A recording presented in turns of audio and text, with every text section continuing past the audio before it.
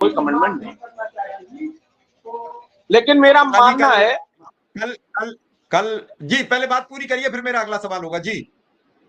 मेरा मानना है कि लोगों की भावनाओं का सम्मान करना चाहिए, और जब 5000 से अधिक लोगों ने फोन किया है तो जरूर कुछ ना कुछ विचारधाराएं लोगों के मन में होगी। इस उमंग में लोगों को समझाते बुझाते और फिर बाद में विचार आया, आपस में हमने सारी कमेटी से भी बात किया, तो सर हमने भेजा है मिश्रा जी को और प्रयास करेंगे, और एक अगर अच्छा हुआ तो जरूर आइए करेंगे और अपने भाइयों बहनों के लिए लड़ेंगे। शुक्ला जी, शिक्षा मित्रों में वहां पर तो है ही, परेशान है बहुत ज्यादा, इसमें भी कोई दो राय नहीं है। बड़ी उम्मीद थी, उम्मीद की किरण थोड़ी मंदी हुई है। अभी आप कह रहे हैं कल मुख्यमंत्री से मुलाकात और ये सब सिलसिला शुरू कर दिया है दोबारा, उसके लिए आपको साधुवाद। लेकिन इस मुलाकात का कुछ रिजल्ट दिखेगा चुनाव बाद? कुछ बातचीत आगे बढ़ेगी? जब चुनाव के बाद की बात है तो चुनाव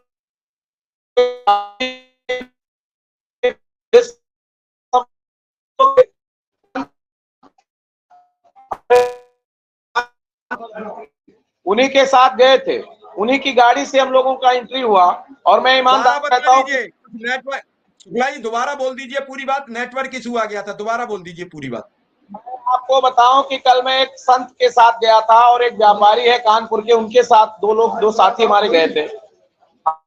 हम 3 लोग उनसे महाराज जी ने कहा कि इन लोगों से।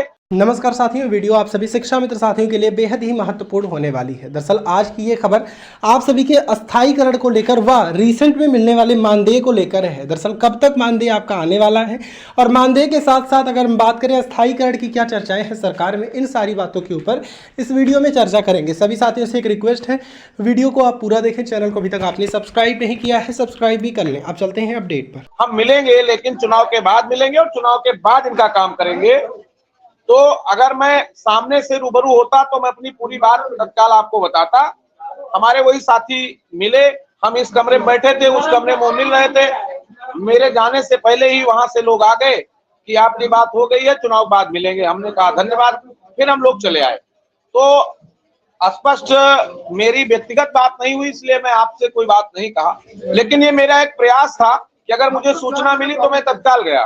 तो शिक्षा मित्र हित में जहां कहीं भी जरूरत होगी मैं निरंतर संघर्ष करूंगा, और इसी उद्देश्य से मैं कोर्ट की तरफ मिश्रा जी को भेजा हूं और लड़कों को भेजा हूं। जैसा बात विचार होगा, हमारे तमाम साथी गए हैं, उन सभी साथियों को धन्यवाद दूंगा कि वो मेहनत से पूरी बात समझ करके, पूरे पेपर को दिखा करके जितनी बात समझ में आए फिर हम लोग काम करेंगे।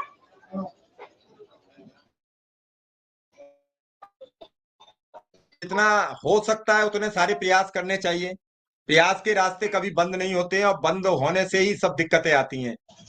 लेकिन कोर्ट केस को लेकर आपको भी तो लग रहा होगा, नीचे से लगातार लोग आपसे संपर्क कर रहे हैं, लोग फोन कर रहे हैं, लोग आपसे पूछना चाह रहे हैं, लोगों को आप पर भरोसा दिख रहा है। तो क्या आपका मन क्या कहता है? आप भी तो इतने बड़े संगठन के प्रदेश अध्यक्ष हैं, आप क्या चाहते हैं? देखिए मिश्रा जी, हमें लग रहा है कि जहां शिक्षा मित्रों का हित हो वहां संघर्ष करना चाहिए। हमारे संपर्क का अगर हित सुरक्षित हो जाए तो समझ करके वो लड़ाई लड़ने में हमें कोई गुरेज नहीं है, लेकिन हम पहले समझेंगे। चूंकि 2017 से अब तक तमाम बार लोग कोर्ट गए, किसी में हम लोग हाथ नहीं डाले। कोई 24 लड़ रहा था, कोई 37 लड़ रहा था, कोई टेट लड़ रहा था, कोई सुपर टेट लड़ रहा था, मेरा कोई लड़ाई नहीं था। मेरी जब आम जन भावनाएं की हमारे पास आने लगी, आम लोगों के फोन, तो मेरी जो भी लड़ाई होगी वो स्पष्टता 24 वर्ष की सेवा, अपनी सुरक्षा, अपने सम्मान के लिए होगी, और उसके लिए मिश्रा जी गए हैं। जैसा होगा कल हम आपको बता देंगे। नेटवर्क यहाँ बहुत कम है मिश्रा जी, तो कहिए इतना समय रुक गया। मिश्रा जी कल दिल्ली में रहेंगे? कल मिश्रा जी को दिल्ली भेजे हैं, मिश्रा जी दिल्ली में। बस मेरा आखिरी सवाल है आपसे, फिर आप चले